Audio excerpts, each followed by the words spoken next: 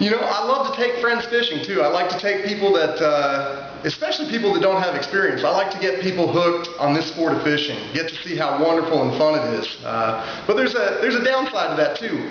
Most people are not willing to fish like I fish. They're not willing to fish as early as late. They're not willing to fish all day. They're just not willing to do what I do, and that can get irritating. You know, you want to. Sunrise is at 7:30. I want to be on the lake an hour before safe light, half hour before sunrise. I want to drive for 2 hours to get there, and I want to catch bait before I get started fishing. So really, I want to get up at 3:30. Try finding somebody that doesn't love fishing to get out there at 3:30 with you. Do I want to leave after we've been fishing for 4 hours? No, we're not coming home until after the sun goes down. Am I going to take my 17-foot boat 10 miles offshore? Yeah, I'm going to take my 17-foot boat 10 miles offshore. A little bass tracker, people think I'm crazy, but it gets me out to the fish. Is it dangerous? Yeah, it's dangerous. But, you know, I get out on the jetties.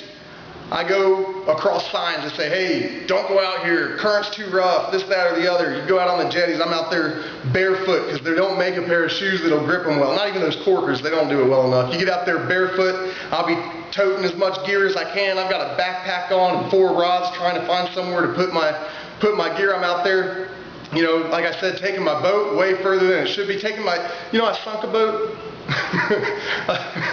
I sunk a boat in 2008. We call it the perfect storm of 2008. I went out on Lake Texoma in my little boat, and we were having 4 and 5 foot swells with chop on top. And I guess I was a little nude boating, but I took that thing out, and after running the boat for like an hour, we realized we hadn't gotten anywhere, and my friend in the back says, hey man, there's water getting in the boat. I said, don't worry about it. It's no big deal. Water always gets in there. You know, it's a wet boat.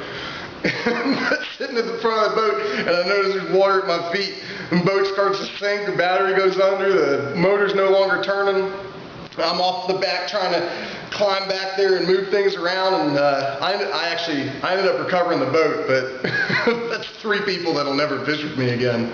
So, you know, and I'll ask friends to go fishing, and they'll say, you know, hey, yeah, I'd love to go out in the boat. Let's bring some girls. Let's get some beer. I look at them, I'm like, no, we're not bringing girls. We're going fishing. You know, you can bring beer if you want, but I don't have time for that. We're going to fish hard. It's really hard finding people that like to fish as hard as you do. You know, I check Texas fishing forums and stuff like that, check Craigslist, look for people who want to go out in the boat. And even people that say they're hardcore fishermen, they're not hardcore fishermen. When people say they love to fish, people say they fish a lot. You know, normally they mean, hey, when I get a chance to fish, I go fishing. No, not this guy. They say, you know, oh, I go fishing all the time. I fish every month. I fish every chance I get. No, I fish over 100 days a year. I go to the lake. I was in the lake yesterday.